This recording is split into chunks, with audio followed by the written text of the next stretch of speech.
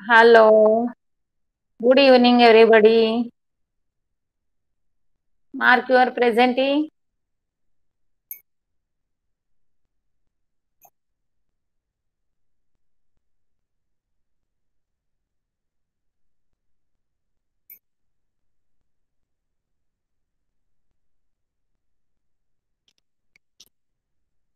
चला तर आपण आता स्टार्ट करूया आपलं लेक्चर.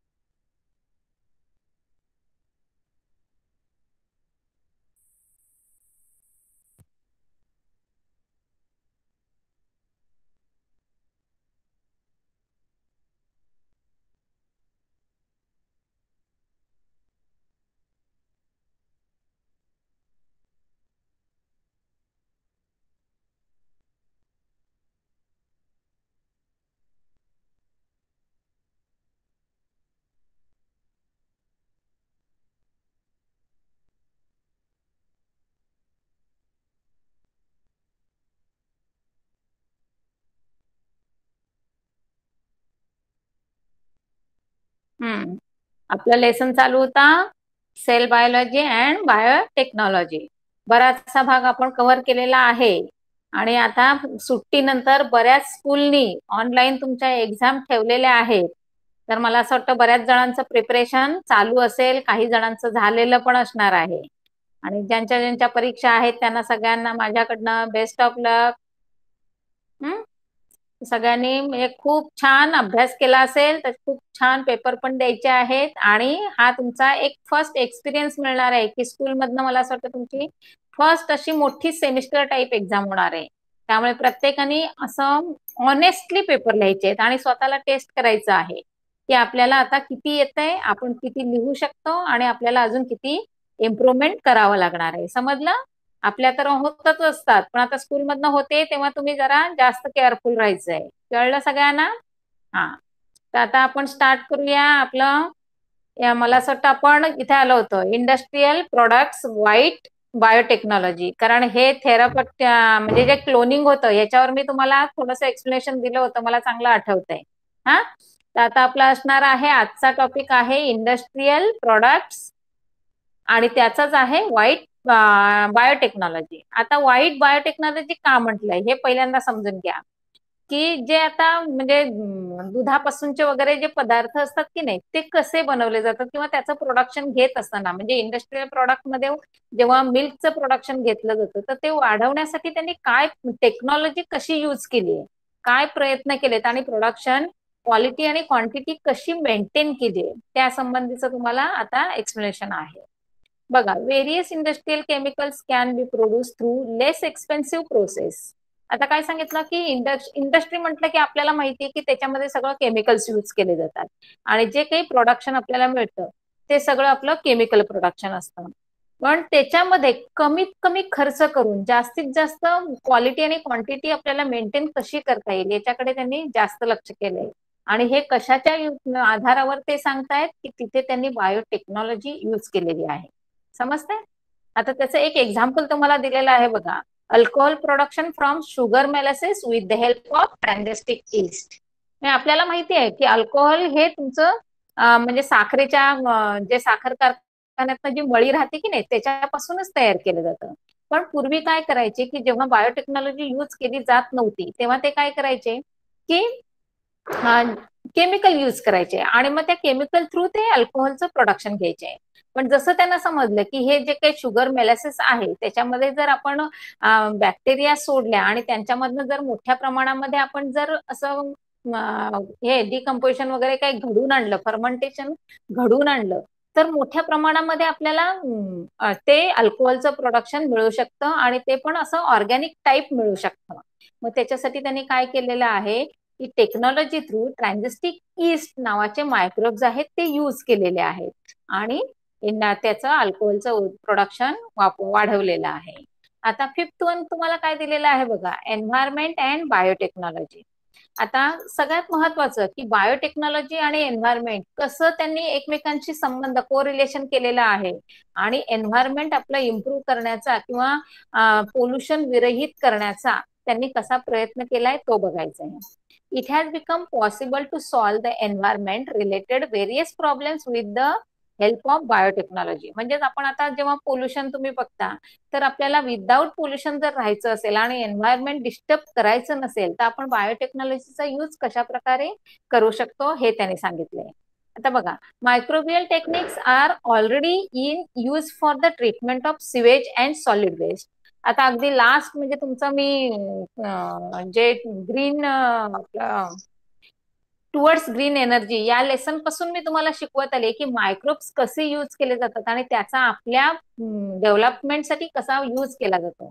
तर तेच टेक्निक आता इथे यूज केलं जात आहे. बायोटेक्नॉलॉजी म्हणजे काय, तुम्हाला जे माहिती आहे ते तुम्ही आता शोधून काढलेलं आहे आणि ते तुम्ही ऍप्लिकेशन मध्ये यूज करायचं आहे.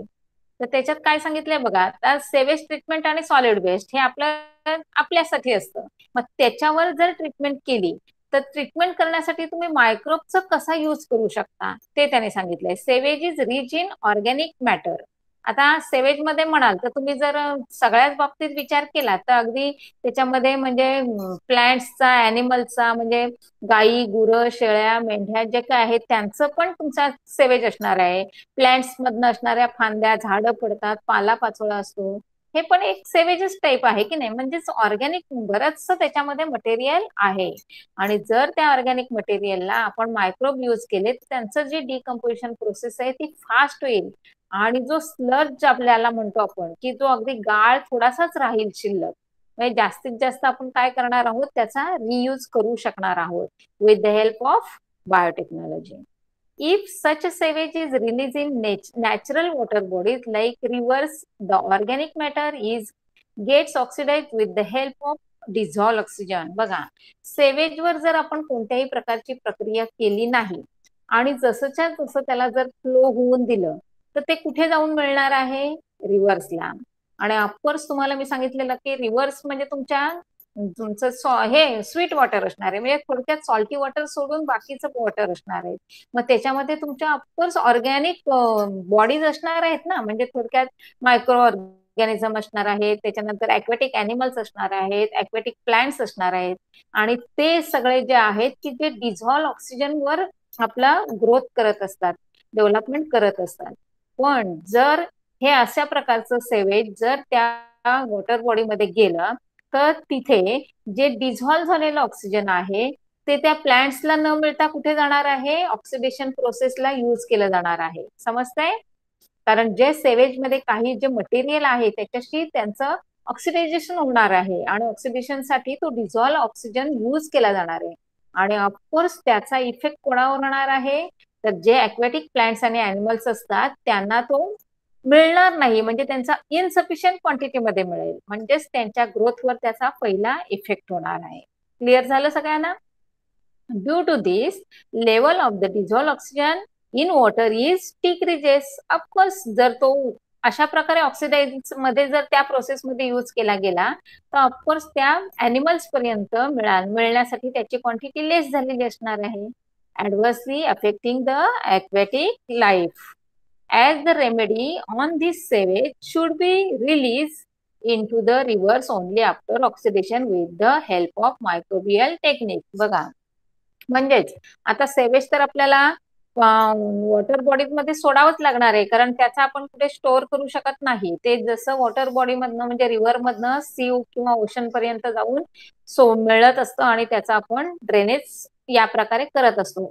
पण जर आपण टेक्निक यूज केलं आणि मायक्रोबियल ऑर्गन्स म्हणजे जे मायक्रोब्स आहेत त्यांचा यूज केला तर जे सेवेज आहे त्याच्यामधला बराचसा पार्ट, जवळजवळ 60 to 70% पार्ट आपण काय करणार आहोत, आधीच ऑक्सिडाइज करून घ्यायचा आहे आणि नंतर तो त्या वॉटर बॉडीमध्ये सोडायचा आहे. म्हणजेच तिथे जे ऑक्सिडेशन होतं वॉटर बॉडीमध्ये ते कम्प्लीट स्टॉप होणार आहे, कारण त्याची ऑक्सिडेशन प्रोसेस आधीच केलेली आहे. आणि लिटिल क्वांटिटीमध्ये उरलेलं जे स्लज असणार आहे ते आपण कुठे सोडणार आहोत, त्या वॉटर बॉडीमध्ये सोडणार आहोत. त्यामुळे मिनिमम इफेक्ट त्या अक्वॅटिक लाईफवर होणार आहे. म्हणजेच जर आपल्याला माहित असेल की अशा प्रकारे आपण टेक्नॉलॉजी यूज करू शकतो आणि त्यामुळे आपल्याला जर अक्वॅटिक लाईफ सिक्युअर करता आलं, सेफ ठेवता आलं, तर आपण ठेवू शकणार आहोत. आता त्याच्यासाठी त्यांनी किती पॉइंट्स दिलेले आहेत बघा. पहिलं काय सांगितलं की तिथे आपण various types of microbe use करायचे आहेत, जे आपलं डिकम्पोजिशन, जे ऑक्सिडेशन घडून आणायला मदत करणार आहेत. Microbes are useful on large scale while production of compost by treatment on the solid organic waste material. तर खूप छान तुम्हाला सांगितलंय की ऑफकोर्स काय होतंय, आपल्याकडे कंपोस्ट तयार होतो. कंपोस्ट म्हणजे खाद्य किंवा खत ज्याला आपण म्हणतो, जे सेंद्रिय किंवा ज्याला ऑर्गॅनिक खत म्हणतो, फर्टिलायझर म्हणतो. मग ते कसं तयार होत असतं, तर आपलं हे जे स्लज आहे, तुम्ही गावात जर राहत असाल तर तुम्हाला माहिती आहे की तुमच्या पाठी म्हणजे गावच्या प्रत्येक घराच्या पाठीमागे एक एरिया असा असतो की ज्याच्यामध्ये पालापाचोळा गोळा केला जातो, काऊडंग वगैरे गोळा केलं जात असतं, सगळं एकत्र केलं जात असतं. आणि ऍज अ 15-28 म्हणजे किंवा 1 मंथ मध्ये ते सगळं डिकम्पोज होतं आणि ते एक बेस्ट ऑर्गॅनिक कंपोस्ट म्हणून यूज केलं जातं. पण ही जी प्रोसेस आहे ही थोडीशी लेंदी आहे, लॉंग प्रोसेस आहे. It will take 15 to 20 days. पण जर आपण त्याच्यामध्ये मायक्रोब यूज केले तर ती प्रोसेस तुमची काय होणार आहे, फास्ट होणार आहे. म्हणजे जर तिथे 15 किंवा 20 दिवस लागत असेल तर ह्या प्रोसेसमध्ये जर टेक्नॉलॉजी यूज केली आपण तर ते तुमचं कमीत कमी 10 दिवसां म्हणजे 8 ते 10 दिवसांमध्ये तुमचं हे कंपोस्ट तयार होतं. समजतंय? म्हणजेच इथे तुम्ही काय केलेलं आहे की कंपोस्ट तयार करण्यासाठी मायक्रोबचा वापर केलेला आहे. आणि हे सगळं कशामुळे घडलं, तर आपण जो काय बायोटेक्नॉलॉजीचा स्टडी करते की नाही त्याच्यानेच तुम्हाला हे सगळं माहिती झालं की अशा प्रकारे आपण लेस म्हणजे कमी दिवसांमध्ये अशा प्रकारे कंपोस्ट तयार करू शकतो. सेकंड रिझन काय दिलेलं आहे बघा, bio remediation, bio pesticides, bio fertilisers, bio sensors etcetera are some new concept in biotechnological method. बघा, आतापर्यंत तुम्हाला मी सांगत आले की आपण तर आपला म्हणजे ऍग्रिकल्चर आपला खूप मोठा असा म्हणजे हे आहे की आपल्याकडे सगळे विलेजेस आहेत, त्यामुळे ऍग्रिकल्चर हा ऑक्युपेशन अगदी सगळ्यात मोठा. प्रत्येक गावामधनं 50 to 60% लोक ऍग्रिकल्चर करत असतात. आणि आता सध्या आपण ऍग्रिकल्चरमध्ये थोडंसं डेव्हलपमेंट केलेलं आहे. त्यामुळे ऑफकोर्स आपण काय करतोय, केमिकल फर्टिलायझर्स यूज करतोय, पेस्टिसाइड्स यूज करतोय, इन्सेक्टिसाइड्स यूज करतोय. पण ते सगळे असणार आहे ते तुमचे इंडस्ट्रीयल प्रोडक्ट असणार आहेत. त्यामुळे त्यांच्यामध्ये जवळजवळ 70 to 80% केमिकल्स यूज केले जातात. समजतंय? आणि त्याचे इफेक्ट मी तुम्हाला पोल्युशन मध्ये सांगितलं की सॉइल पोल्युशन होतं, एअर पोल्युशन होतं, वॉटर पोल्युशन होतं. पण जेव्हापासून बायोटेक्नॉलॉजी समजली आणि त्याचा आपण यूज करायला लागलो तेव्हापासून काय करायला लागले की हे सगळे जे तुमचे ऑर्गॅनिक मटेरियल जे आहे, जे म्हणजे अगदी जमिनीमध्येच असतं किंवा इतर प्लांट्स किंवा अॅनिमल पासून जे काही डेड अॅनिमल्स किंवा डेड प्लांट्स पासून जे काही मिळतं त्याचा जर आपण यूज केला तर आपण बायोपेस्टिसाइड्स पण बनवू शकतो, आपण बायो फर्टिलायझर्स पण बनवू शकतो, आपण बायो सेन्सर्स पण बनवू शकतो. म्हणजेच इंडस्ट्रीमध्ये या प्रकारचे तुम्ही प्रॉडक्ट घेऊ शकता की ज्याच्यामध्ये तुमचं ऑर्गॅनिक मटेरियल यूज केलेलं असणार आहे, कोणाच्या केमिकल्स जे तुमचे यूज करतात त्याच्या जागेवर. आणि म्हणून त्यांना नाव दिलेलं आहे बायो रेमिडेशन. क्लिअर झालं सगळ्यांना? बायो म्हणजे काय की तुमच्या लिव्हिंग थिंगचे जेव्हा डेड बॉडीज वगैरे होतात, पालापाचोळा असतो, त्याच्यापासून तयार केलेले जे पेस्टिसाइड्स आहेत, फर्टिलायझर्स आहेत, बायोसेन्सर्स आहेत, त्याला सगळ्याला नाव दिलेलं आहे बायो रेमिडेशन. क्लिअर झालं सगळ्यांना एकदा? हा, आता पुढे बघा, त्याची एक मस्त तुम्हाला एक छानशी डेफिनेशन दिली की काय, bio remediation means either absorption or destruction of toxic chemicals and harmful pollutants with the help of plants and microorganisms. किती शॉर्ट आणि स्वीट अशी तुम्हाला डेफिनेशन दिलेली आहे की what is mean by bioremediation. Write short note on bioremediation और what is the uses of bioremediation असा question आला तर तुम्हाला स्टार्ट नेहमी व्हॉट इज बायोरेमिडिएशन ह्या डेफिनेशनने द्यायचं आहे आणि नंतर मग बायोरेमिडिएशन काय असतं हे तुम्ही हे 2-3 पॉइंट त्याच्यामध्ये तुम्ही यूज करायचे आहेत. आता बघा काय सांगितलं, if plants are use for this purpose it is called as phyto remediation. आता फायटो म्हणजे प्लांट, समजतंय? म्हणजे जेव्हा आपण हे बायोरेमिडिएशन करतो त्याच्यामध्ये जेव्हा फक्त प्लांट्स यूज केले जातात तेव्हा त्याला म्हटलं जातं phyto remediation. Some examples of bioremediation are as follows. आता बायोरेमिडिएशनचे एक्झाम्पल त्यांनी तुम्हाला दिलेले आहे. हे तुमचं जर आन्सर क्वेश्चन जर तुमचा मिनिमम 3 to 4 मार्क्सला असेल तर तुम्हाला त्याची डेफिनेशन प्लस वरचे ते 2 पॉइंट मी मगाशी एक्सप्लेन केले ते पॉइंट्स आणि हे यातले जे 4-5 एक्झाम्पल दिलेले आहेत त्यातले कमीत कमी 2-3 एक्झाम्पल तुम्ही द्यायचेच आहेत म्हणजे तुम्हाला आउट ऑफ मार्क्स त्या क्वेश्चनचे मिळू शकतात. क्लिअर झालं? आता पहिलं एक्झाम्पल काय दिलंय बघा.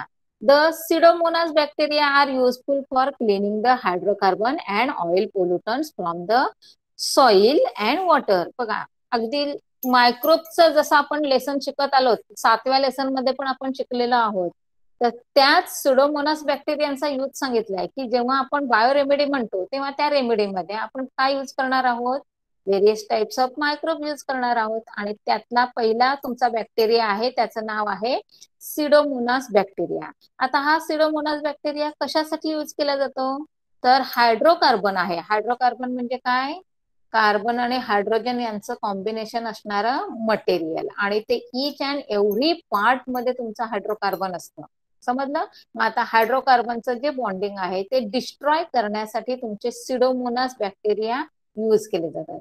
आता त्याच्यामध्ये तुम्हाला ऑइलचं पण एक एक्झाम्पल दिलंय की हायड्रोकार्बन अँड ऑइल पोल्युटन्स म्हणजेच हे पोल्युटन्स जेव्हा वॉटर सरफेसवर स्प्रेड होतात, आता कधी ट्रान्सपोर्टेशन मध्ये होत असेल किंवा कुठल्या तरी लिकेज मध्ये होत असेल किंवा दुसऱ्या कुठल्या रिझनने होत असेल तर काय होत आहे, हे जे स्प्रेड होत आहे ते ऑइलची तुमची डेन्सिटी कमी असल्यामुळे तो काय होणार आहे सरफेस वॉटर सरफेसवर किंवा सी ओशन मध्ये तुम्हाला तो फ्लोट होताना दिसतो बघा. पण जेव्हा तो फ्लोट होत असतो तेव्हा ऑफकोर्स त्याचा एक लेअर फॉर्म होतो आणि लेअर फॉर्म झाल्यामुळे जी काही तुमची वॉटर सरफेसवर जी काही ऑक्सिजन डिझॉल्व्ह होण्याची प्रोसेस असते ना ती कम्प्लीट स्टॉप होते आणि मग आतमध्ये जे असणारे वॉटर अक्वॅटिक जे अॅनिमल्स आहेत किंवा अक्वॅटिक प्लांट्स आहेत त्यांना त्यांचं लाईफ आहे ते थोडस डिस्टर्ब होऊन जातं. मग अशा प्रकारचे जर म्हणजे जर पोल्युशन झालं किंवा अशा प्रकारचे पोल्युटंट जर पाण्यामध्ये मिक्स झाले तर त्यांना बाहेर काढणं ही एक मोठी अवघड प्रोसेस होऊन जाते. पण जर आपल्याला जर टेक्नॉलॉजी माहिती आहे की अशा प्रकारचे सिडोमोनास बॅक्टेरिया याचं काय करणार आहेत, ऑक्सिडेशन घडवून आणणार आहेत आणि त्याला काय करणार आहेत ते ऍब्सॉर्ब करणार आहेत. समजते? मग जर हायड्रोकार्बन आणि ऑइल यांचं ऑक्सिडेशन झालं आणि जे काही त्याचं थोडस बॉन्डिंग तुटल्यानंतर जे छोटे छोटे पार्टिकल असतात ते पार्टिकल्स काय करणार आहेत, हे सिडोमोनास बॅक्टेरिया आहेत ते ऍब्सॉर्ब करणार आहेत आणि ऑफकोर्स काही दिवसानंतर हा जो लेअर आहे तो व्हॅनिश होणार आहे. समजते? अशा प्रकारे आपण मायक्रोबचा यूज करून जे काही पोल्युटंट आहेत सी वरचे किंवा ओशन मध्ये जे काही ऑइली जो लेअर आहे तो आपण व्हॅनिश करू शकतो with the help of Pseudomonas bacteria. हा झाला त्याचा एक फर्स्ट एक्झाम्पल म्हणजे how the bio remedy use.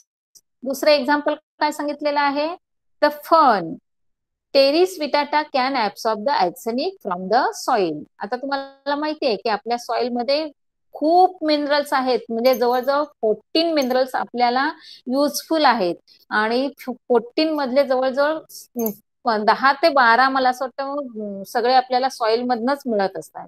तर आर्सेनिक हे एक असं आहे की जे सॉइल मध्ये मिक्स झालेलं असतं तर त्या आर्सेनिकचं डिकम्पोजिशन करायचं असेल तर आपल्याला टेरिस विटेटा नावाच्या फर्न यूज करावं लागतं म्हणजे मायक्रोब यूज करावे लागतात की जे त्याचं ऍब्सॉर्प्शन सॉइल मधनं करतात आणि मग सॉइल आपल्यासाठी युजफुल बनून जाते.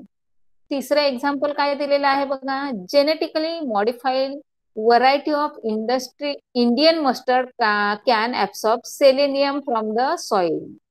बघा, आता genetically modified variety of mustard. Mustard तुम्हाला माहिती आहे, सगळं जे मोहरी आपण ज्याला म्हणतो की नाही ते.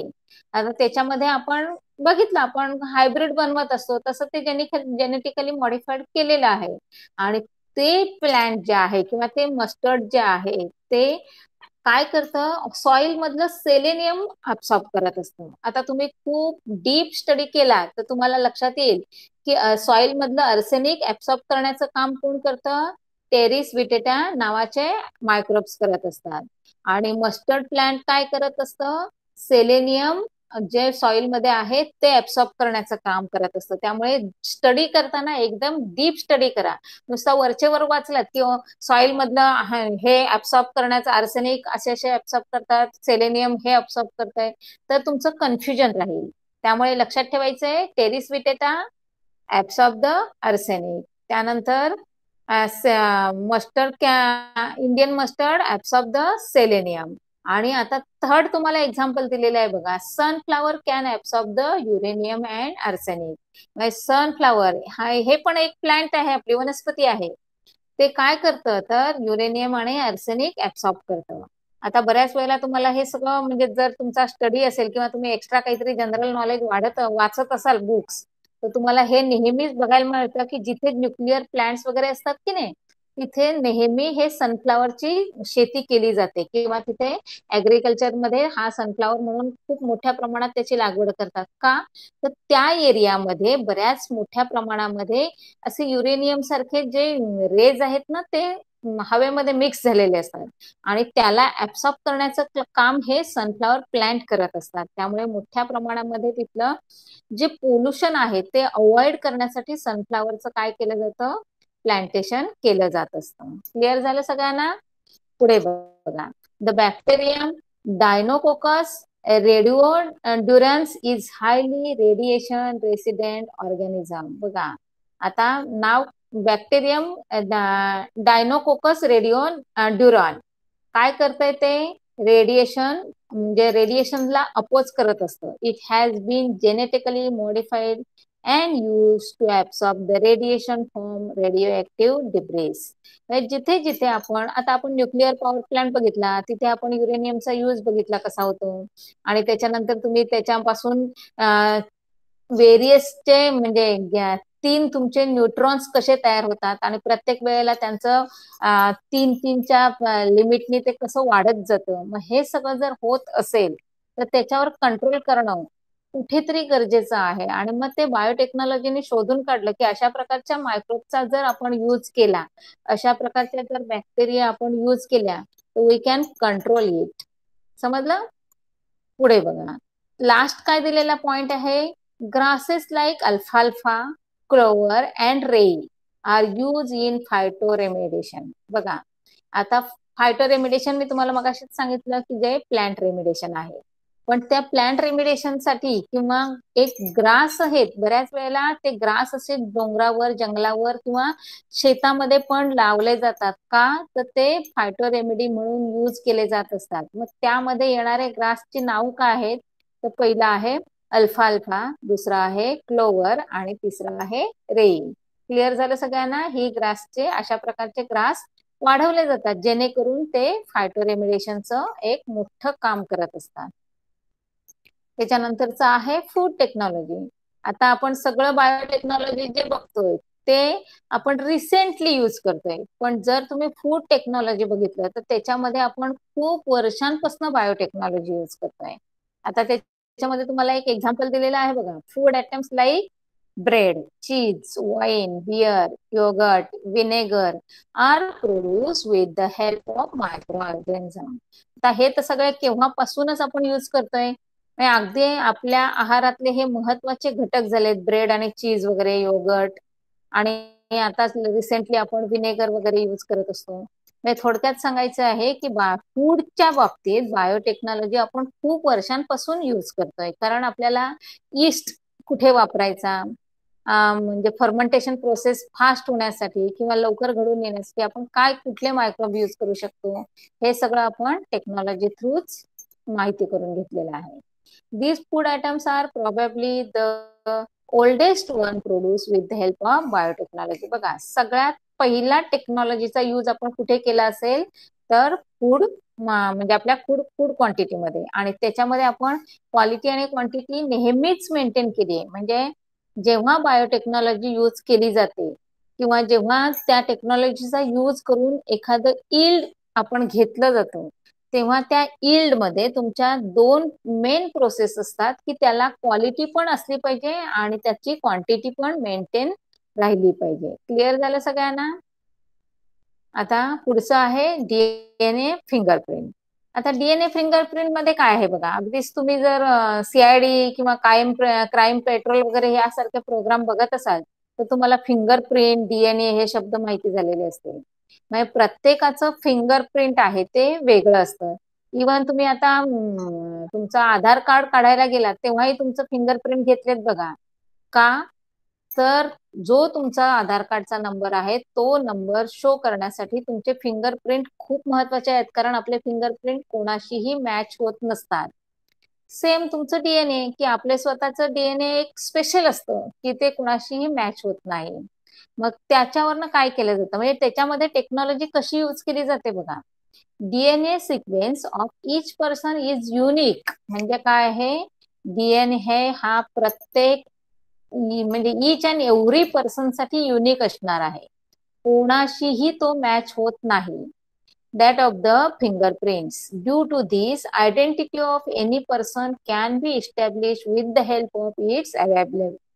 म्हणजेच थोडक्यात कोणाचीही आयडेंटिटी ओळखायची असेल किंवा क्राईम पेट्रोलमध्ये किंवा सीआयडी मध्ये ते फाइंड आउट करतात बघा तुमचे पर्सन, तर त्यांना एखादा केस मिळाला तरी ते त्याच्यावरनं डीएनए टेस्ट करून ते आयडेंटिफाय करत असतात किंवा शोधून काढत असतात. म्हणजेच थोडक्यात आहे की हे त्यांना समजलं की टेक्नॉलॉजी मध्ये काय आहे की हे सगळं जे आहे फिंगरप्रिंट किंवा डीएनए हे तुमचं कोणाशी मॅच होत नाही, आणि ज्याच्याशी मॅच होतं म्हणजे तुमचा टच जिथे झाला तिथे तुमची प्रिंट उठते. मग तुम्ही कोणत्याही वस्तूला टच करा तरी ते, किंवा कोणताही बॉडी पार्ट टच करा तरी तुमचं तिथे तो प्रिंट असते ती तुमची स्वतःचीच असते, आणि त्याच्यावरून मग पुढे ते सगळं आयडेंटिफाय केलं जात असतं.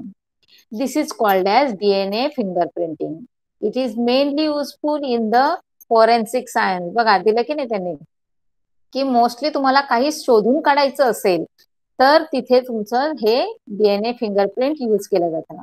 Identify the criminal can be establish with the help of any part of its body found at the site of the crime. म्हणजेच कुठेही तुमचा बॉडी पार्ट टच झाला असेल किंवा तुम्ही काही पकडलं असेल तर तिथल्यात जे काही तुमचे प्रिंट आहेत त्या प्रिंट वरनं तुम्हाला, तुम्ही कुठेही असलात तरी तुम्हाला ते शोधून काढू शकताय. Similarly identify the father of any child can be establish. म्हणजेच थोडक्यात जर म्हणजे तुमचं एखादं समजा बेवारस मूल असेल किंवा कोण एखादी व्यक्ती असेल, म्हणजे छोटं बाळ असेल, तर त्याच्या मम्मी कोण आहे, त्याचे पप्पा कोण आहे हे पण त्याच्या त्या डीएनए फिंगरप्रिंटनी फाइंड आउट करू शकतात. एवढं टेक्नॉलॉजी आपलं पुढे गेलेलं आहे किंवा एवढ्या टेक्नॉलॉजीने आपण सगळं करू शकणार आहोत. This research is perform in the Centre for the DNA Fingerprinting and Diagnostic, Hyderabad. आता हे कुठे केलं जात असतं तर सगळीकडेच ते अवेलेबल नसतं, तर एक ठराविक सेंटर्स आहेत की जिथे ते डायग्नोसिस केलं जातं, आणि ते आहे आपलं हैदराबादला. क्लिअर झालं सगळ्यांना? हा. आता जे क्लिनिंग आणि oil spillage of the ocean आहे हे एक एक्स्ट्रा नॉलेज म्हणून तुम्हाला दिलेलं आहे, समजतंय? ते तुम्ही वाचलं तरी चालणार आहे, पण त्याच्यावर मात्र तुम्हाला क्वेश्चन येणार नाहीये. आता त्याच्यातनं बघा इम्पॉर्टंट स्टेजेस आधी एकदा चेक करते मी तुम्हाला किती ऐकायला येतं.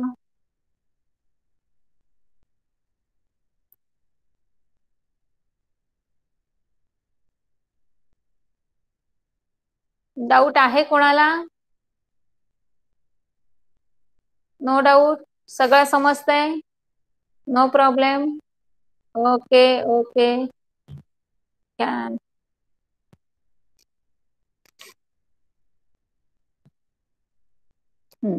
Important stages in agriculture development. आता आपण मगाशी तुम्हाला जो इंडस्ट्रीयल सांगितलं किंवा तुमचं व्हाईट रिव्हॉल्युशन सांगितलं होतं, त्याचप्रमाणे आता तुमचं असणार आहे ते ग्रीन रिव्हॉल्युशन. आणि ऑफकोर्स ग्रीन रिव्हॉल्युशन हे तुमचं ऍग्रिकल्चरशी रिलेटेड असणार आहे. समजतंय? म्हणून त्याने सांगितलेलंच आहे की ऍग्रिकल्चर डेव्हलपमेंट मध्ये तुमच्या कोणकोणत्या स्टेजेस येत आहेत. तर त्यातली पहिली स्टेज आहे ती आपली आहे ग्रीन रिव्हॉल्युशन. आता ग्रीन रिव्हॉल्युशन काय आहे बघा, एक तुम्हाला राईट साईडला दोन असे फोटोग्राफ दाखवलेले आहेत बघा. तर doctor MS Swaminathan is known as the father of green revolution. लक्षात ठेवा, कुठेतरी 1 मार्कसाठी तुम्हाला क्वेश्चन विचारला जाऊ शकतो. आणि त्यांची डेथ झाल्यानंतर त्यांनी जे काही वर्क किंवा त्यांनी जे काही काम हातात घेतलं होतं ते पुढे कंटिन्यू करण्यासाठी जे एक म्हणजे अमेरिकन पर्सन आहे, त्यांचं नाव आहे डॉक्टर नॉर्मन बोरलॉग. तर ही दोन्हीच्या दोन्ही नावं लक्षात ठेवायची आहेत. त्यातले MS स्वामीनाथन आहेत, हे आपले इंडियन आहेत की ज्यांना फादर ऑफ ग्रीन रिव्हॉल्युशन असं ओळखलं जात असतं. Problems of the population explosion were started to appear at the beginning of 20th century. काय सांगितलंय बघा की 20th सेंचुरी मध्ये, आता आपण जो आहोत आपण 21st सेंचुरी मध्ये आहोत. समजते तुम्हाला? तर मागच्या ज्या 20th सेंचुरी मध्ये आपला जो पॉप्युलेशन ग्रोथ होता तो व्हेरी फास्ट होता. आणि आता काय अगदीच खूप कमी आहे असं नाही. आपण मला असं वाटतं पॉप्युलेशन मध्ये 2 नंबरला आहोत. तर त्या पॉप्युलेशनमुळे आपल्याला बरेचसे प्रॉब्लेम फेस करायला लागतात. कारण आपली लँड आहे ती काही वाढत नाहीये, ती लँड आहे तेवढीच राहणार आहे. पण जसं तुमचं म्हणजे जनरेशन वाढत जातात तस तसं त्याच्यावर पार्टिशन होत जातं आणि मग प्रत्येकाच्या वाट्याला फार थोडं लँड येत असतं. आणि मग त्याच्यामध्ये तुमचं भूक भागवणं किंवा म्हणजे थोडक्यात सांगायचं तुमचं सफिशियंट अमाऊंट मध्ये तुम्हाला फूड मिळणं हे थोडंसं म्हणजे रिस्की होतं. मग त्यासाठी ग्रीन रिव्हॉल्युशन मस्ट आहे. म्हणजे आहे तेवढ्याच किंवा कमीत कमी शेतीमध्ये जास्तीत जास्त उत्पादन कसं मिळवायचं याच्यासाठी जे रिसर्च केलं त्याचं सगळं श्रेय आहे डॉक्टर MS स्वामीनाथन यांना. बघा, almost all the countries especially under develop and developing countries. आता लास्ट सेंचुरीमध्ये जर बघितलं तुम्ही तर आपण अंडर डेव्हलप मध्ये होतो आणि या सेंचुरीमध्ये बघितलं तर आता सध्या आपण डेव्हलपिंग कंट्रीमध्ये काउंट होत आहे. समजलं? म्हणजे मोस्टली आपण आपल्या कंट्रीचा विचार केला तर ह्या दोन्ही फेज आपण फेस केलेले आहेत. Badly affect by the effects of poor quality and quantity food. म्हणजेच काय होतं, आपल्या जे शेतामधनं मिळणार होतं ते एकदम जे काही उत्पादन होतं त्याची क्वालिटी पण पुअर होती आणि क्वांटिटी पण पुअर होती की लेस क्वांटिटीमध्ये मटेरियल आपल्याकडे येत होतं. Various methods applied for the harvesting maximum yield from the minimum land are collectively called as green revolution. बघा, तुम्हाला अगदी एक सेंटेन्स मध्ये सांगायचं झालं तर तुम्ही ते ग्रीन रिव्हॉल्युशन काय आहे, जेव्हा तुम्हाला शॉर्ट नोट वगैरे लिहायला येईल तेव्हा मिनिमम वर्ड मध्ये परफेक्ट आन्सर तुम्ही कसं देऊ शकता. Various methods applied for the harvesting maximum yield from the minimum land. म्हणजे तुमचे मेन वर्ड काय असणार आहे, maximum yield from minimum land are collectively called as green revolution. आताच मी तुम्हाला सांगितलं होतं की तुमचा yield हा एक वर्ड आहे. तो वर्ड काय सांगतोय तुम्हाला, best quality and best quantity या दोन्हीच्या दोन्ही गोष्टी तुम्हाला मिळणं गरजेचं आहे. आणि त्यासाठी ग्रीन रिव्हॉल्युशन हा एक महत्वाचा पार्ट आहे त्याच्यामध्ये. म्हणजे ऍग्रिकल्चर डेव्हलपमेंटमध्ये green revolution is the first तुमचं आहे. Improvise dropped varieties of the wheat and rice. आपलं मेन क्रॉप म्हणजे उत्पादन काय असतं तर मोस्टली गहू आणि तांदूळच असतं. तर मोस्टली जे तुमचे मेन जो तुमचा यील्ड आहे त्याच्यामध्ये त्यांनी काय केलेलं आहे, व्हरायटी केलेली आहे. बघा, improvise dropped varieties of wheat and rice, proper use of fertilizers and pesticides, and water management has led to increase the production of food grains and thereby large population has been saved from the hunger. म्हणजे काय केलं आहे, तेवढ्याच land मध्ये एक improve केलेलं wheat आणि राईसचं seed त्याने काय केलं, डेव्हलप केलं. त्याच्यासाठी प्रॉपर फर्टिलायझर कुठलं यूज करायचं ते त्यांनी डिसाईड केलं. त्यासाठी प्रॉपर पेस्टिसाइड्स कोणते यूज करायचे ते त्याने डिसाईड केलं. त्यासाठी किती प्रमाणामध्ये पाणी त्याला द्यायचं हे पण त्यांनी डिसाईड केलं. आणि हे सगळं एकत्र करून त्यांनी खूप छानपैकी ऍग्रिकल्चर मध्ये ते सगळं घडून आणलं. आणि मग त्यांना best quality and best quantity minimum land मध्ये त्यांना मॅक्सिमम इल्ड मिळालं. आणि त्यांनी बऱ्याचशा लोकांना भूक म्हणजे जे काही अगदी भूक म्हणजे खाणं पिणं व्यवस्थित मिळत नव्हतं किंवा जे पुअर होते त्यांच्यापर्यंत हे सगळं पोहोचवण्यासाठी त्यांनी हे उत्पादन मिळवलं. डॉक्टर नॉर्मन बर्लंग हे USA चे आहेत आणि MS स्वामीनाथन हे आपले इंडियाचे आहेत. समजलं?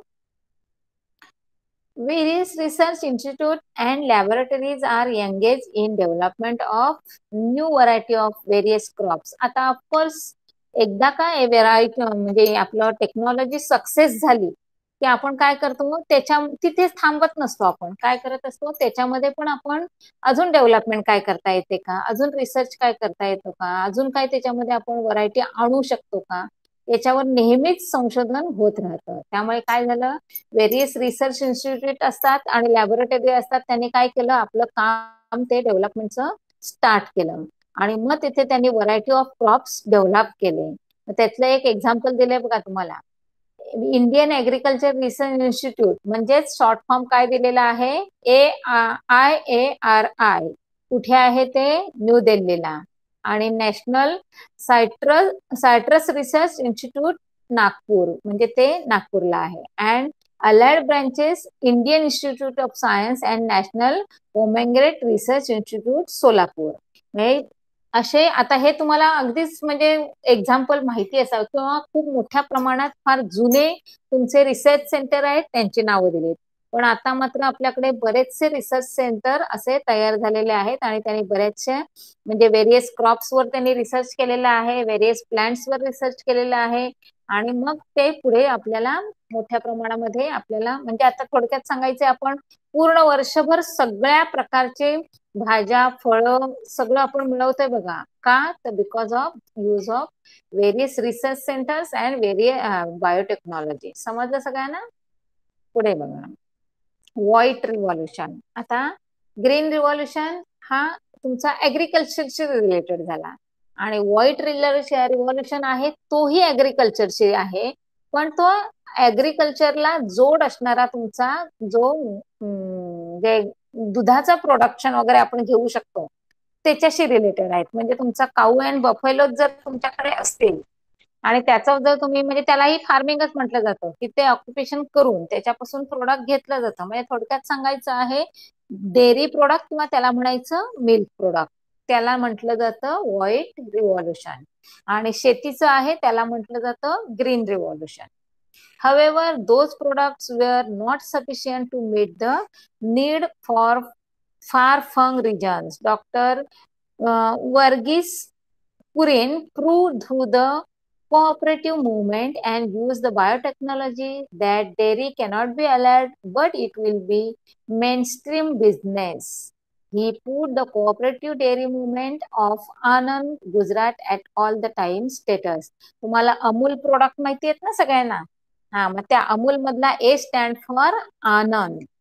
तर हे लक्षात ठेवा. आता ह्या मिल्क प्रोडक्टच्या बाबतीत त्यांनी काय सांगितलं बघा, की मिल्क प्रोडक्ट आपल्या इंडियामध्ये खूप ठिकाणी आहेत. म्हणजे अगदी आपला नॉर्थ एरिया जर तुम्ही बघितलात तर पंजाब, हरियाणा, UP, बिहार या ठिकाणी आपलं मोठ्या प्रमाणामध्ये मिल्क प्रोडक्ट घेतलं जातं. त्यामुळे त्या भागामधलं त्यांचं जे काही रिक्वायरमेंट आहे ती सफिशियंट होते किंवा त्यांच्यासाठी मुबलक प्रमाणामध्ये ते प्रोडक्ट्स देऊ शकतात. पण जर आपण महाराष्ट्राशी कम्पेअर केलं किंवा महाराष्ट्रासारखे असे आपले बरेच स्टेट आहेत तर त्या स्टेटशी कम्पेअर केलं तर आपल्याकडे म्हणजे काऊ आणि बफेलो यांचं जे यांच्यावर चालणारं जे ऑक्युपेशन आहे ते मात्र थोडस कमी आहे as compare to the UP and Bihar and Punjab, Haryana. मग आता जर आपल्याकडची रिक्वायरमेंट ऍक्च्युली आपल्या बॉम्बे एरियामध्ये तर रिक्वायरमेंट जास्त आहे. मग ती रिक्वायरमेंट कम्प्लीट करण्यासाठी आपण काहीतरी केलं पाहिजे. तर त्यासाठी जे काही त्यांनी केलेली आहे मुवमेंट, त्याला नाव दिलेलं आहे कोऑपरेटिव्ह मुवमेंट. आणि तीच मुवमेंट आहे तुमची व्हाईट रिव्हॉल्युशनची. आणि हे करणारे जे डॉक्टर आहेत त्यांचं नाव आहे वर्गीस कुरेनी. जसं तुमचं MS स्वामीनाथन जे फादर ऑफ ग्रीन रिव्हॉल्युशन आपण ओळखतो की नाही, तसंच हे वर्गीस कुरेनी हे आहेत, यांना व्हाईट रिव्हॉल्युशनचे फादर म्हटलं जातं. तर ती नावं लक्षात ठेवा. म्हणजे अभ्यास करताना कसा अभ्यास करायचा, काय आहे, आता इथे तुम्हाला कुठेही दिलेलं नाही ते. पण तुम्ही जर एक्स्ट्रा, आता आमच्याकडे एक्स्ट्रा नॉलेज असतं त्यामुळे आम्हाला हे सगळं माहिती आहे. तर ज्या गोष्टी तुम्हाला सांगितल्या जातात तर त्या थोड्याशा सिरियसली, थोड्याशा कुठेतरी लक्षात ठेवायच्या. नाही, इन केस तुमचं जनरल नॉलेज जर चेक करायचं म्हटलं तर ही जी नावं दिलेली आहेत की नाही तुम्हाला, त्या नावांचा तुम्ही यूज तिथे करू शकता. समजतंय? हा. आता त्याच्यात पुढे बघा, कोऑपरेटिव्ह मुवमेंट म्हणजे काय सांगितलं त्यांनी, की जर आपण बायोटेक्नॉलॉजी यूज करायची तर व्हाईट रिव्हॉल्युशन मध्ये आपल्याला खूप डेव्हलपमेंट करावी लागणार आहे. मग आपण तर काऊ आणि बफेलो ऑक्युपेशन तर करू शकत नाही, बिकॉज ऑफ आपल्याकडे जरा जागा कमी असते, खाद्य कमी असेल किंवा बाकीच्या काही म्हणजे आपले प्रॉब्लेम्स असतील. पण जर ते तिकडचे प्रोडक्ट आहेत त्यांना पावडर मध्ये कन्वर्ट केलं आणि ते जर पावडर आपण इकडे घेऊन आलो, तर आता बघा आपल्याला बऱ्याचशा दुधाच्या पावडर मिळतात बघा, लॅक्टोजन 1, लॅक्टोजन 2, लॅक्टोजन 3 अशा पावडर मिळतात. आणि जर तुम्ही फ्रेश दूध म्हणेल तर तुमचं त्याचं जे काही त्याची लाईफ आहे ती फक्त तुमची 12 आवर्स पुरती असते. पण जर तुम्ही ह्या पावडर्स मध्ये कन्वर्ट केलं, त्याला जर बायोटेक्नॉलॉजी यूज केली, तर ह्या पावडर आहेत त्या तुमच्या जवळजवळ वर्षभर टिकतायत. म्हणजे तुम्ही जर ते डब्बे बघितलेत तर त्याच्यावर लिहिलेलं असतं यूज विदिन 12 मंथ. म्हणजेच त्यांची एक्सपायरी डेट लांबवली गेली आहे कुठपर्यंत, तर जवळजवळ 12 मंथ पर्यंत आपण त्याला यूज करू शकतोय. समजतंय? मग अशा प्रकारे हेच बायोटेक्नॉलॉजी यूज करून ते आपले जे मिल्क प्रोडक्ट आहेत त्याच्या पावडर मध्ये कन्वर्ट केलं, त्याला म्हणजे लॉंग लाईफ दिलं आणि तेच एक बिझनेस तयार केला. आणि तो बिझनेस काय करतोय आपण, प्रत्येक अशा स्टेटमध्ये डेव्हलप करू शकतोय. आणि त्याचं बेस्ट एक्झाम्पल तुम्हाला त्याने दिलं की गुजरातमध्ये हा पहिला त्यांचा जो प्रयत्न होता तो 100% सक्सेस झाला. समजलं सगळ्यांना? म्हणून त्यांनी नाव दिलेलं आहे तुम्हाला गुजरातचं, की पहिला स्टेटस त्यांना कुठे मिळाला, की हा कोऑपरेटिव्ह मुवमेंटचा पहिला सक्सेस डेअरी मुवमेंटचा त्यांना गुजरात स्टेटमध्ये मिळाला. आता तुम्हाला एक हे पिक्चर दाखवलेला आहे बघा. आणि जर तुम्ही कधी म्हणजे ह्याच्यात डेअरी मध्ये किंवा आपल्या जिथे दुधाचं पॅकिंग वगैरे केलं जातं तिकडे कधी तुम्हाला त्याला दुग्धालय म्हणतात आणि मुंबईला ते आहे, तिकडे कधी जर तुम्ही व्हिजिट केली असेल, तुमचं म्हणजे ज्याला म्हणतात क्षेत्र भेट, की मुलांना घेऊन जायचं आणि सगळं दाखवायचं, तर अशा प्रकारचं चित्र तुम्हाला बघायला मिळतं. म्हणजे कुठेही तुम्हाला मॅन्युअल यूज नाहीये, सगळं तुमचं जे आहे टेक्निकली यूज आहे. फक्त आपली उपस्थिती, आपली प्रेझेंटी तिथे खूप महत्वाची असते आणि सगळं हायजीन तिथे मेंटेन केलेलं असतं. त्यामुळे आपले जे काही मिल्क प्रोडक्ट आहेत, जे पॅक प्रोडक्ट मिळत असतात, ते 100% आपलं एकदम हायजिनिकली एकदम व्यवस्थित असतात. आता बघा, while achieving the self-sufficiency in dairy business, various experiments were performed for quality control, newer dairy products and their preservation. आता ऑफकोर्स जर एखादा मिल्क प्रोडक्ट घेतला आणि त्याला जर तुम्हाला जास्त दिवस टिकवायचं असेल, साधं तुमचं स्वीट घ्या, की आपले माव्याचे जे पदार्थ असतात ते आपल्याला जास्तीत जास्त आपण 2 दिवसच वापरू शकतो बघा. का तर ते आपण डायरेक्टली खाणार असतो, त्यामुळे त्याच्यामध्ये फक्त 2 दिवसाचं म्हणजे एक 24 तासांचं किंवा 48 तासांचं प्रिझर्वेशन एवढंच त्याच्यामध्ये मटेरियल किंवा केमिकल यूज केलेलं असतं. आणि जे ड्राय प्रोडक्ट असतात, जे पावडर मी तुम्हाला सांगितलं, त्याच्यामध्ये मात्र त्यांनी वेगळ्या हाय क्वालिटीचं प्रिझर्वेशन यूज केलेलं असतं, त्यामुळे त्यांचं लाईफ वाढवलेलं असतं. पण जर तुमचा बिझनेस असेल तर त्या बिझनेसला परफॉर्म करायला तुमच्याकडे वेगवेगळे त्यांनी क्रायटेरिया लावलेत, की वेगवेगळा म्हणजे असं थेअरी त्यांनी यूज केलेली आहे, की रेग्युलर डेअरी प्रोडक्ट कुठले यूज केले जाणार आहेत, त्यांची क्वालिटी कशी ठेवायची आहे, म्हणजे मेंटेन कसं करायचं आहे, याच्यावर सगळं टेक्नॉलॉजी यूज केली आणि मग ते पब्लिक पर्यंत पब्लिश केलं. आणि आता आपण व्हेरियस टाईप ऑफ मटेरियल किंवा स्वीट्स आपण मिळवत असतो आणि खात असतो. Why people from all over the world are again performing the local wild varieties. आणि ऑफकोर्स आपण काय करत असतो, ऑफकोर्स तुमच्या आसपासच्या एरियामध्ये पण मग आता छोटे छोटे हे बिझनेसचं थोडस नॉलेज मिळालं, त्यामुळे तेही लोक आता आपल्या म्हणजे फार्मिंगच्या बरोबर काय करायला लागले, मिल्क प्रोडक्ट देणारे काऊज अँड बफेलोचं काय करायला लागले, थोडस पालन पोषण करायला लागले आणि डेअरी प्रोडक्ट किंवा थोडस मिल्कचं प्रोडक्ट ते मिळवायला लागले. आता इथपर्यंत झालं तुमचं व्हाईट रिव्हॉल्युशन. आता थर्ड पार्ट जो आला आपला तो आहे blue revolution.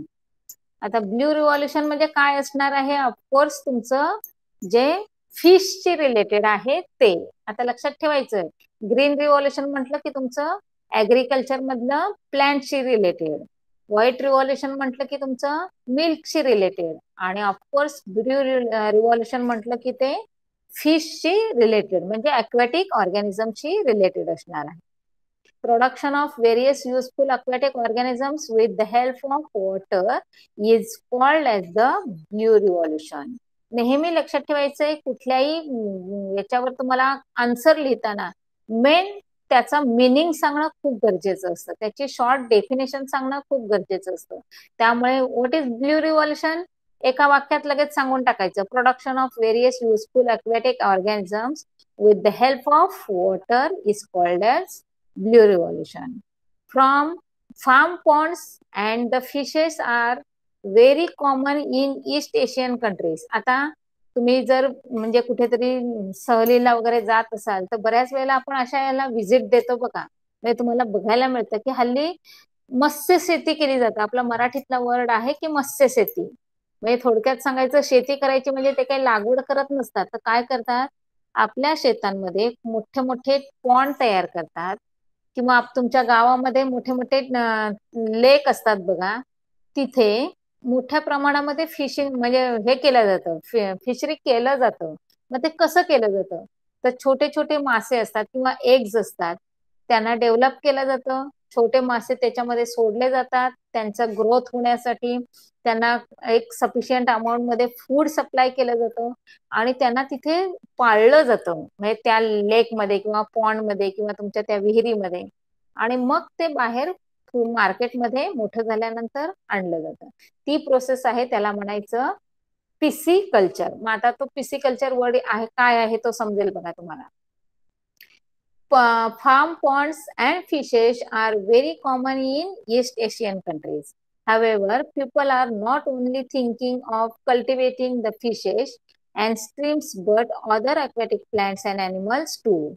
Government of India has vowed to increase the production by encouraging the people for pisciculture by launching the program. बघा, आता पिसिकल्चर समजलं सगळ्यांना, की जी काही तुमची मत्स्य शेती केली जाते त्याला म्हणायचं पिसिकल्चर. मग आता हे पिसिकल्चर कसं केलं जातं, तुमचं जे स्वतःचं काही ओन पॉन्ड्स असतील, लेक असतील, तर त्याच्यामध्ये तुम्ही स्वतः काय करायचं आहे, अशी छोटे छोटे मासे सोडायचे, त्यांचं केअर करायची, त्यांना फूड सप्लाय करायचं आणि त्याचं मार्केटिंग करायचं. म्हणजे हा झाला तुमचा एक छोटासा बिझनेस, आणि हा बिझनेस खूप मोठ्या प्रमाणामध्ये आपल्या एशियन कंट्रीमध्ये चालतो, कारण आपण बरेचसे मंडळी आहोत ती नॉन व्हेजिटेरियन आहोत. आणि हे जे आहे पिसिकल्चर, सगळ्यांनी त्याला उत्तम प्रतिसाद द्यावा किंवा सगळ्यांनी 100% लोकांनी त्याच्यामध्ये उतरावं, म्हणजे अगदी इझिली करू शकणारा हा बिझनेस आहे. तर गव्हर्नमेंटनी त्यासाठी तुम्हाला कन्सेशन दिलेलं आहे बघा, नील क्रांती मिशन 2016, त्याचा शॉर्ट फॉर्म तुम्हाला दिलेला आहे NKM16, नील क्रांती मिशन. हा, म्हणजे जवळजवळ लोकांनी त्याच्यामध्ये या बिझनेसमध्ये यावं म्हणून त्यांना सबसिडी दिलेली आहे. किती सबसिडी दिलेली आहे, तर 50 ते 100% मध्ये, म्हणजे थोडक्यात सांगायचं आहे मिनिमम 50 अँड मॅक्सिमम 100. पण 100% कोण देत नसतं, कारण सगळं फुकट दिलं तर आपल्यासारखे सगळे लोक बिझनेसमध्ये उतरतील नाही का. त्यामुळे सगळं फुकट कोणी देणार नाही, पण मॅक्सिमम तुम्हाला 50, 60, 70% पर्यंत सबसिडी दिली जाते, जेणेकरून सगळे जे लोक वर्किंग मध्ये नाही आहेत आणि जे फिश म्हणजे ऍग्रिकल्चर मध्ये आहेत, फार्मिंग मध्ये आहेत, त्यांनी अशा प्रकारचे बिझनेस करावे आणि आपल्या डेव्हलपिंग कंट्रीला थोडस मदत करावी, म्हणजे आपली कंट्री अजून डेव्हलप व्हायला मदत होणार आहे. पुढे बघा, marine and fresh water fishery is possible on large scale. Of course काय आहे, marine and fresh water fishery अगदी सहज अवेलेबल होणार आहे. आता तुम्हाला हे सगळं जर तुम्ही म्हणजे खेडेगावांमध्ये असाल तर तुम्हाला हे सगळं अनुभवायलाही मिळतं की त्याच्यामध्ये त्यांनी नाव म्हणजे आता एक उदाहरण दिलेलं आहे बघा की fishes, fresh water fishes like rohu, catla and other fishery products like shrimp and lobster are being culture on the large scale. आता हा लॉबस्टर तुम्हाला दाखवलेला आहे बघा की अशा प्रकारे पॉन्ड मध्ये एवढ्या मोठ्या प्रमाणामध्ये आपण फिश अवेलेबल असतात. आणि जर तुम्ही आता मार्केटमध्ये जात असाल तर तुम्हाला एवढ्या बेस्ट क्वालिटीमध्ये तुम्हाला आता असे फिश मिळत आहेत मार्केटला. ते कुठले असणार आहेत, तर रोहू, कटला आणि तुमचे हे लॉबस्टर आहेत.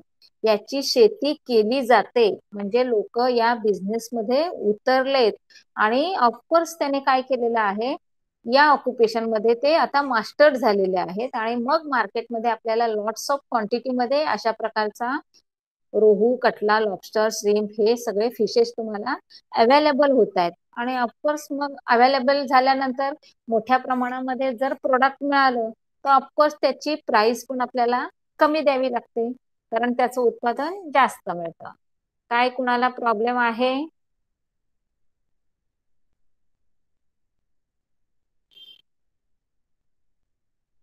समजते सगळ्यांना? काय डाऊट कोणाला?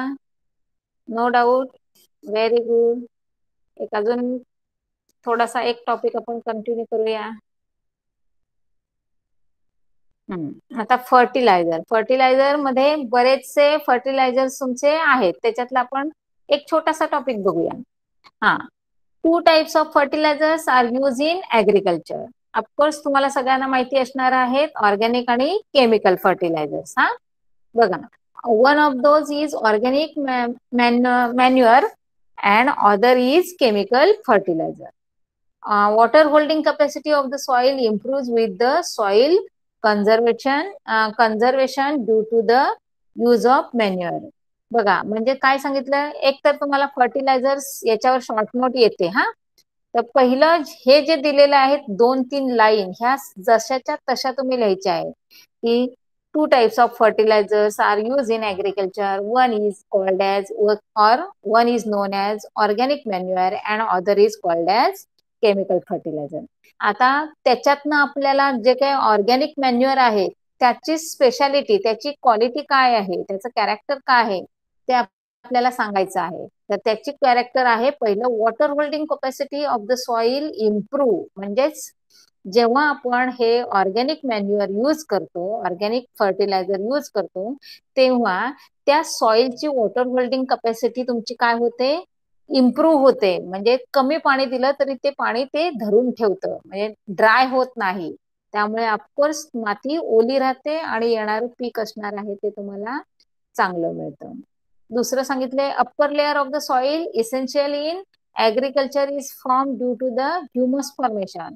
आणि नेहमीच काय असणार आहे, तर वरच्या लेअर मध्ये तुमचं ह्युमस फॉर्मेशन होत असतं. कारण का, जे सगळं पडणारा पालापाचोळा आहे किंवा डेड अॅनिमल्स आहेत, डेड प्लांट्स आहेत, फ्लावर्स आहेत, तुमचे फ्रुट्स आहेत, काय केले जातात, सगळे असे वरून पडलेच जातात ना.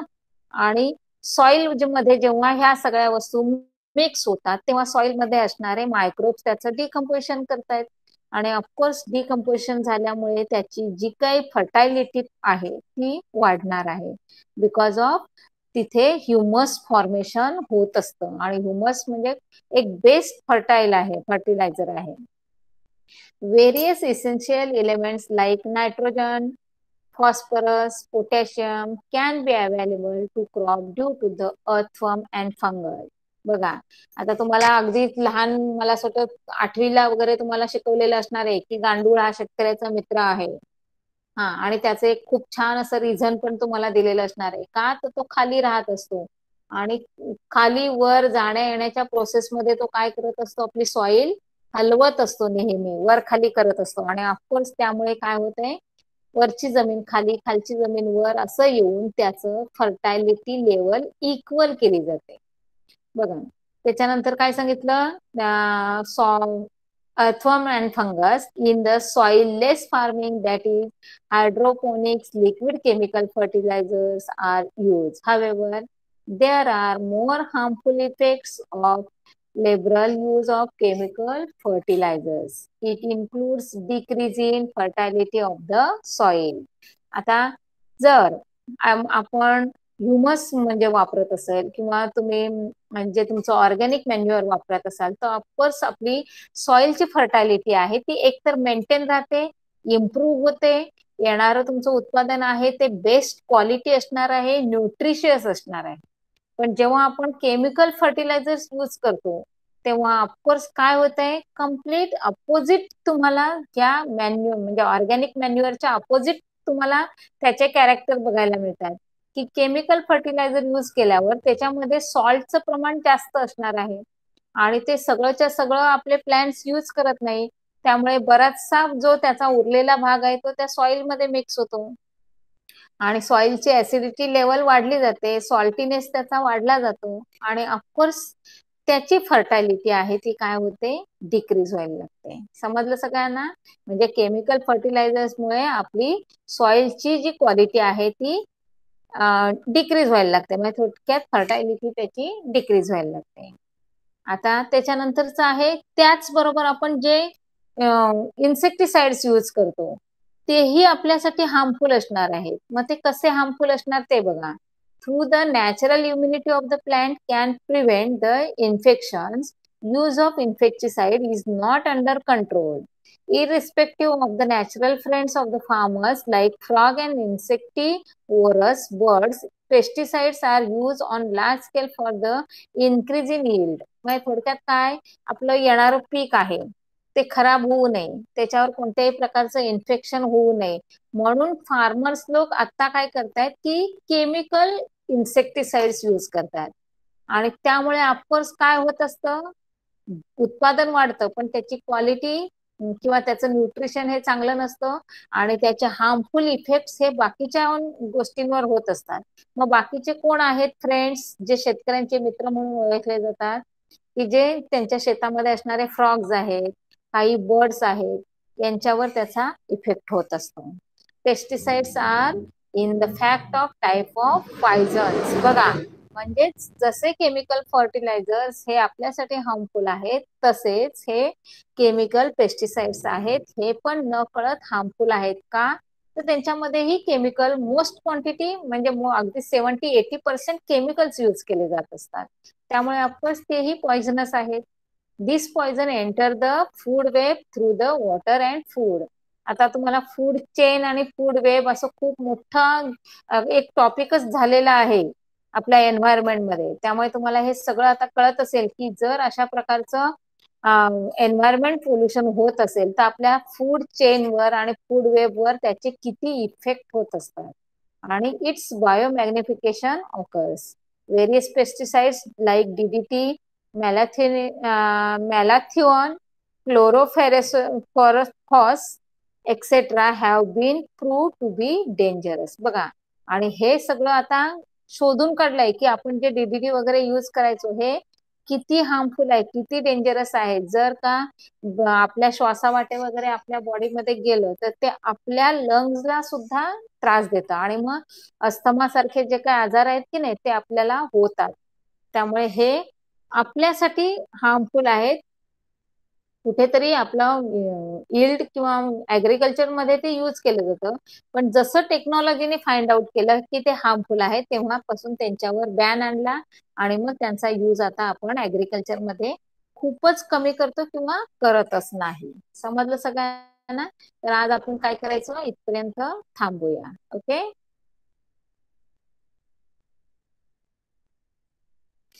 सगळ्यांनी काय करायचं आहे, आपला झालेला जो टॉपिक आहे तो सगळा वाचायचा आहे.